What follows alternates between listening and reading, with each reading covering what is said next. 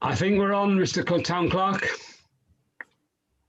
My screen is showing that we're nearly there, sir. So I think you can probably start. Thank you.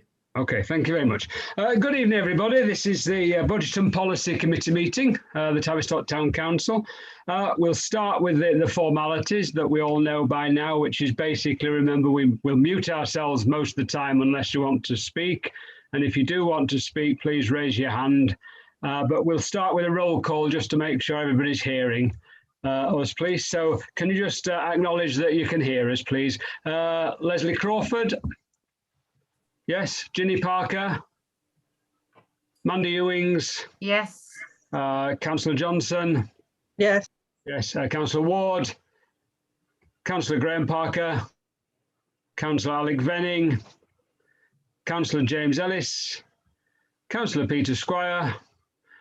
Councillor Harry Smith. And Councillor Alan Lewis. And Councillor Paul Williamson. I can't see him, but are you there, Paul? Yes, I am. Sorry, I'll start the video. Sorry, had trouble logging in. Right, that's fine. Thank you. Good, we're all here. Well, it's nice to be able to actually have a meeting where we're starting with a bit of positivity. We've got the pandemic is hopefully, there's a beginnings of an end in sight. And of course, we've also got this news that we've been given some money for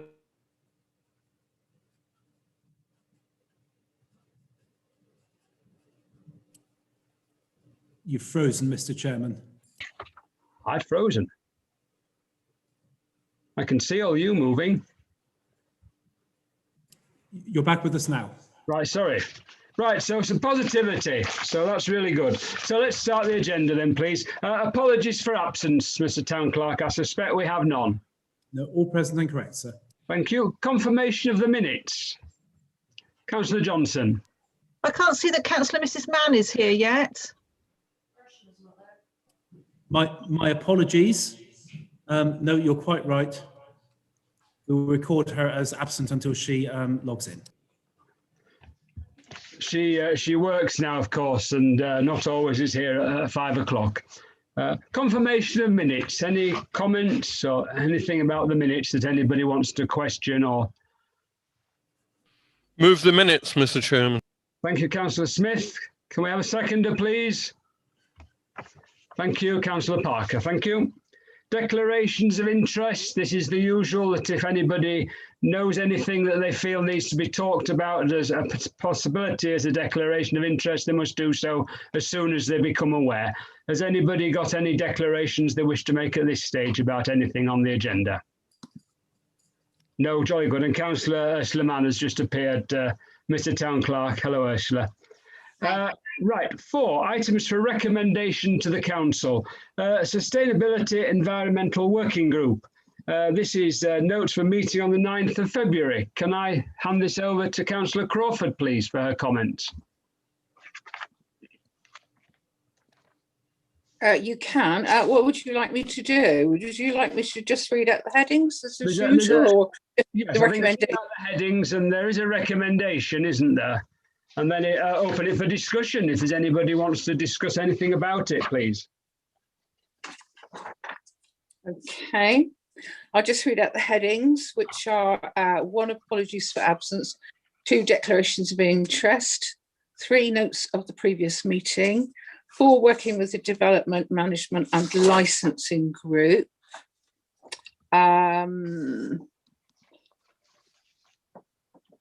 There wasn't a recommendation in terms of any of those.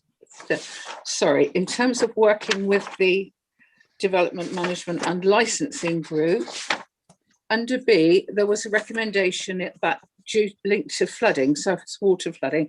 It was recommended that in order to progress matters and recognising the wide-ranging nature of the issue, the Southern Links Committee was to be requested to table an agenda item inviting representatives from relevant bodies, but in particular Devon County Council Highways, West Devon Borough Council and the Environment Agency to attend and clearly identify the responsibilities and duties attaching to each organisation so far as flooding was concerned, provide clarity on the adequacy and frequency of routine maintenance arrangements for all drains channels and watercourses or similar dealing with surface water runoff or foul water overflow or any other flood event, and to confirm the arrangements in place to coordinate work between those bodies, both on routine matters and in the event of emergency flooding events. Does that need explaining to everyone? Is that clear? Councillor Williamson would like it explained, or would like to say something. Okay. To say something, actually, I congratulate the group on mentioning this issue.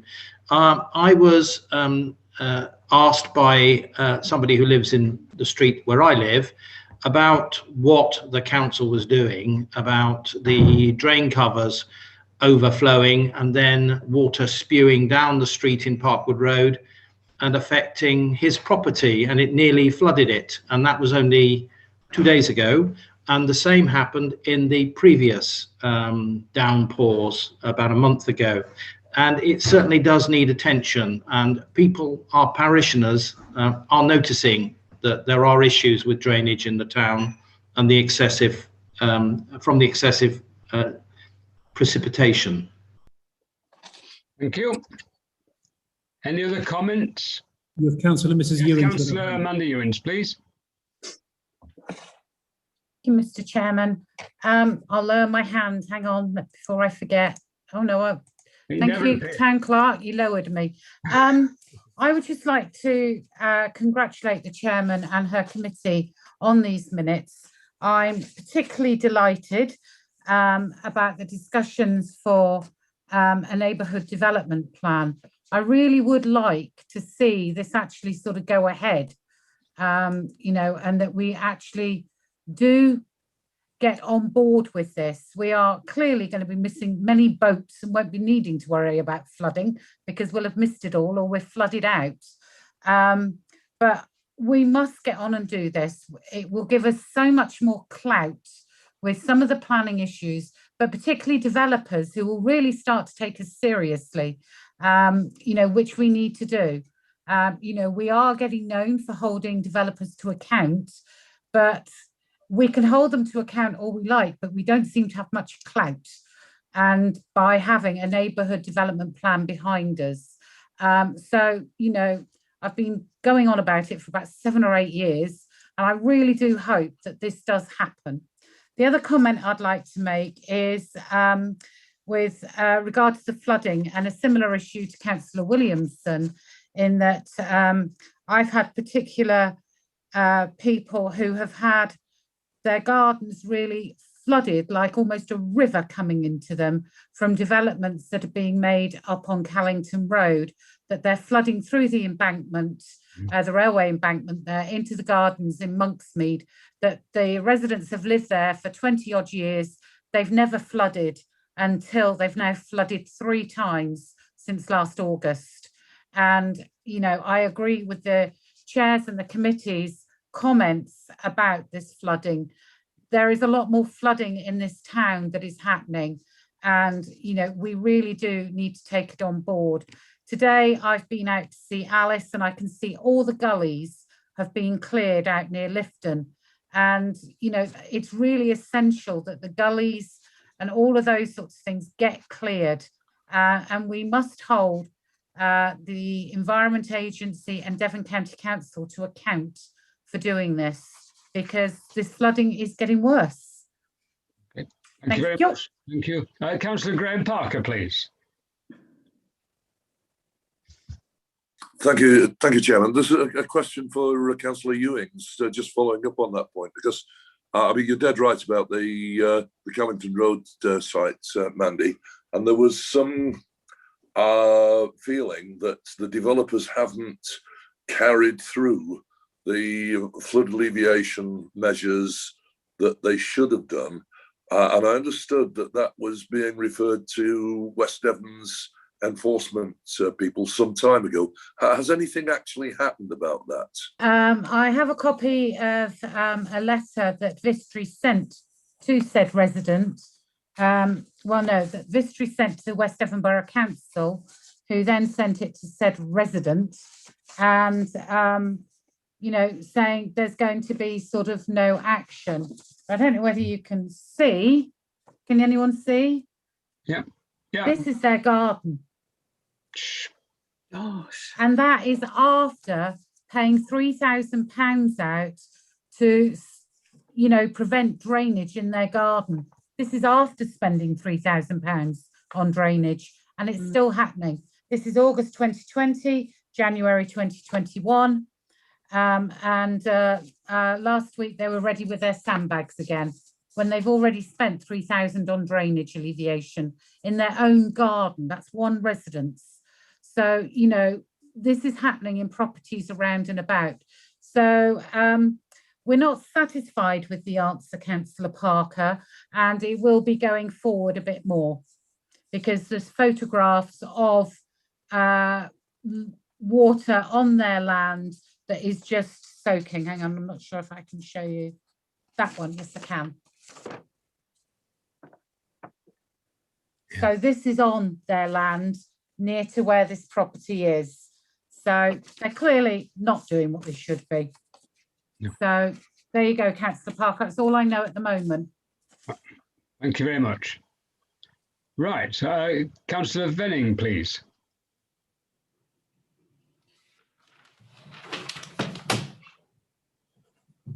I just wondered whether anybody's reported the pooling of water on the main road opposite the Tesco garage, coming along the A3, where the main Plymouth Road.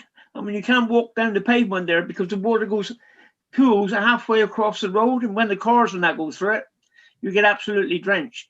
I know this is a highway issue, but the actual water, there seems to be such a dip there that the pool will not reach the drains.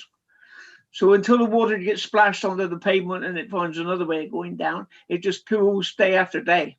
And people have been complaining to me the fact that it's, you know, well, they've got children and that and pushchairs and that. You can't run before the cars and that go past. Okay, just if anyone's reported it. Yeah, thank you. Can we, Ursula Mann, please, and then back to Amanda Ewings, please. I just wanted to know whether we could maybe ask everyone who, because I think we all are in a position where people are approaching us about these different flooding issues, if we could gather those together with the representatives that are going to go to this Southern Links meeting to provide examples. I tried to put together for the sustainability work group a sort of spreadsheet of things I'd found on social media where people were reporting it. But I think photos and reports of which drains, which streets would be really helpful. One of the things that is clearly missing is the update to the flood maps to take into account the new developments like the one up on Butchers Park Hill and Callington Road. So those are not being considered when the Environment Agency is looking at some of the stuff that it's looking at. So I think trying to, and one of the reasons it's not is because there's no reports of flooding. And I think what we need to do is, you know, as individual, if people are bringing that to us, forward those to the representatives that we have on the Southern Links to help present those issues so we can get the answers to questions as to what each of those situations is, because they're different causes. Thank you, Ursula. Right. Councillor Amanda Ewings, then the Mayor, please.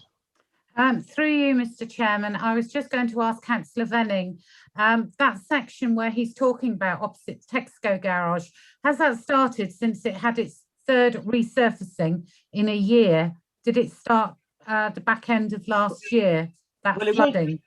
Well, it was, yeah, it's gotten worse now since it's been resurfaced. It wasn't quite this bad last year, but at the moment, if the children were going to school now at 8 o'clock in the morning in the rain, you wouldn't be able to walk down that side of the road. Right, okay. It's that bad. Maybe they've got the pitch angle or whatever it's called in technical terms, that it's not draining away like it should. I don't understand angles for tarmac. I don't propose to try, but the puddles, that's what's wrong. If it's not raining, the puddles, it's such a deep puddle that it doesn't even reach the drain. So you can tell how much of a dip there is between the two. But if you go down there when it's dry, you can't notice it because it just evaporates. So, but okay, it's quite bad. All right. Thank you. Right, Councillor Anne Johnson, please. Thank you. Can I encourage everybody, if there are instances of flooding, to report it on the Devon County Council website? It's all very well. You often see reports on social media about it. People need to be reporting it on the Devon County Council website, and the highways officers need to be going out and looking at it. And the more reports there are, the stronger case we have in Tavistock to hopefully get stuff done. Okay, thank you very much. Good, that was interesting. Right, well, we have a recommendation from Councillor Crawford. Do we have a seconder for this? Do we have seconder? Councillor Mann, yes. Shall we have a vote on this? And those in favour of sending this recommendation, please show. That's everybody. Councillor Ward, have you voted? I'm a member of the committee. I'm not a voting member of this committee, Chairman. My apologies. Right, so that's carried. Right, do you want to carry on, Councillor Crawford, please? Yes, item 5 is the Slow Ways Initiative. Item 6 is rewilding, which the General Manager gave us an update on exactly where should be included in the rewilding. And item 7 is stakeholders matters. I don't think there's any further recommendations there. Okay, thank you very much. Councillor Ewings, please, and then Councillor Venning. I remember Councillor Mann, I think she introduced us to the rewilding and the blue heart plaques. Sorry about that. Are they easy to get hold of, Councillor Mann, for the General Manager so we can publicise that we're doing it? Or does the General Manager sort of know where we can get them from? Yes, Councillor Mann, please. I've since I was sort of assigned a task at the meeting, and I've gone back to the campaign sort of group that's working with us, which is Tavistock Community Gardening, and we are in discussion with the General Manager about moving forward with more publicising and maybe some additional ideas that might come forward. I need to wait until I've heard from the General Manager to sort of go into detail. But hopefully, yes, we'll have a good set, and we're working on it for sure. And we'd like to have it be a sort of centerpiece for the council, because council is doing a lot of work to support biodiversity and also to support rewilding in small ways, but in some places in big ways. So yeah, so it's important that we get that right, but it is being handled. Okay, thank you very much. Councillor Venning, please. Can I also note that I'm not a member of this committee? I'm Right. just here as a guest. That's fine. Good. I shouldn't really be voting. I want everybody who wants to contribute, so that's fine. Right. Mr. Chair, Yeah. can I just commend the General Manager to his team, that the work that they've done in Dolvin Road Cemetery, I've driven past it today, and it is incredible the work that they have been doing in there. I think they've been in there for the last few weeks, and it is incredible the amount of work that's been done that you can really notice from the road. So if he could thank his team, that would be really good. Thank you very much, Wayne. Thank you. Thank you. Right, items circulated for information only. Tavistock Townscape Heritage Initiative. This is the General Manager, please. I've got nothing further to add to my report. Happy to take any questions. Thank you. Any questions for Wayne?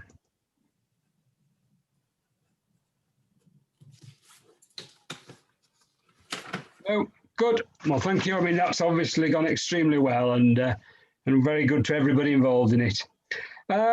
6, virtual meetings and coronavirus. Receive an oral update from the town clerk and the present arrangements and how we go on moving forward. Over to you, Cal, please.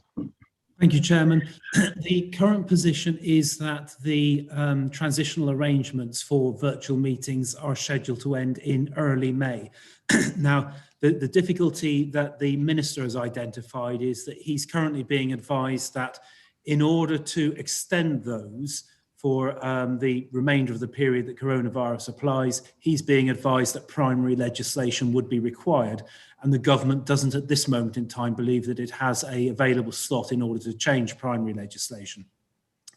However, he has indicated that he is very much minded to change the position if he is able to do so.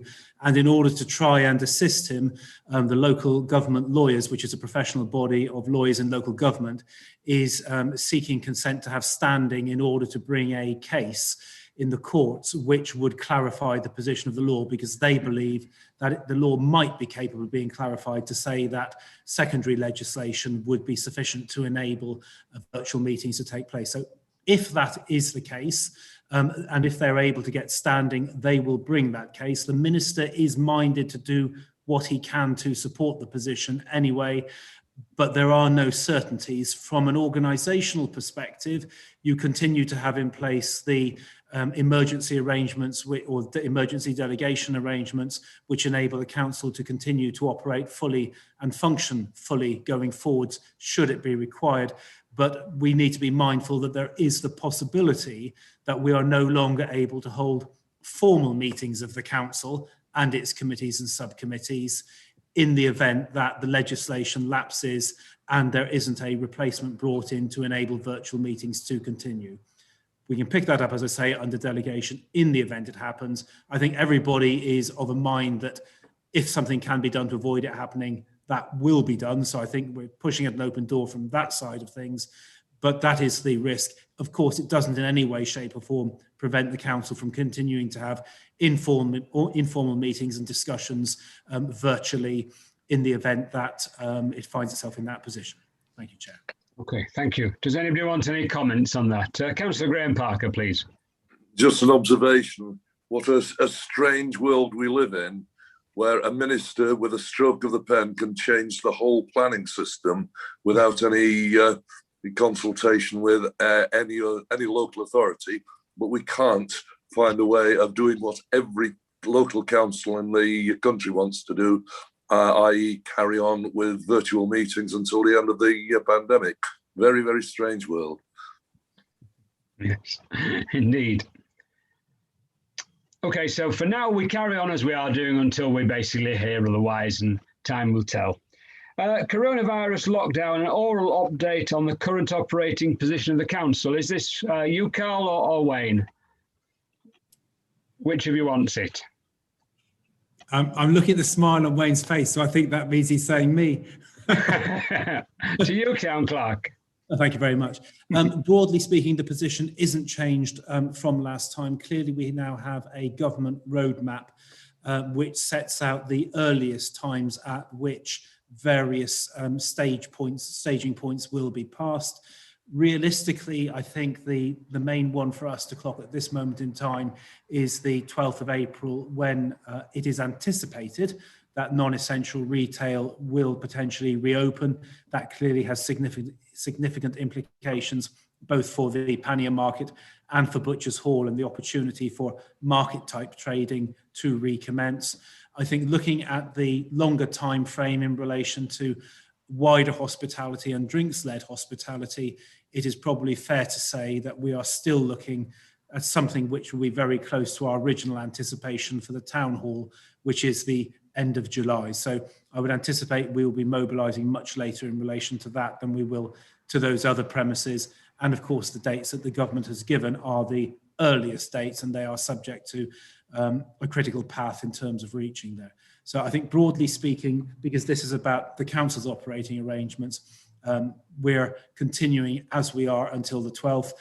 We've been in discussion with staff more generally before the roadmap was issued regarding managing expectations around what we may be doing and how, and I think staff are aware of what is happening and how, and I think critically the flexibility within which they've worked and the dedication that they've shown to doing many and varied things, much more so than they normally would have done over this period of time, has really helped us through as an organisation with the lowest staffing complement we've got. So certainly my appreciation to all of them for all the work that they've done on that side of things. Thank you, Chair.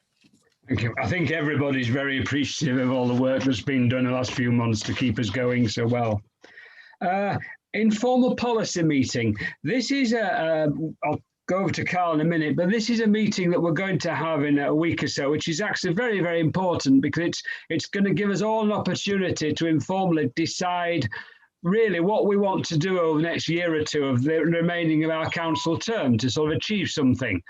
So I think it is something that we need to think about what we want to talk about, and it should be a good meeting, even though it'll be under Zoom, which makes it a little bit more difficult. I'm sure it can be done. So can I pass over to Carl to how he wants to run it?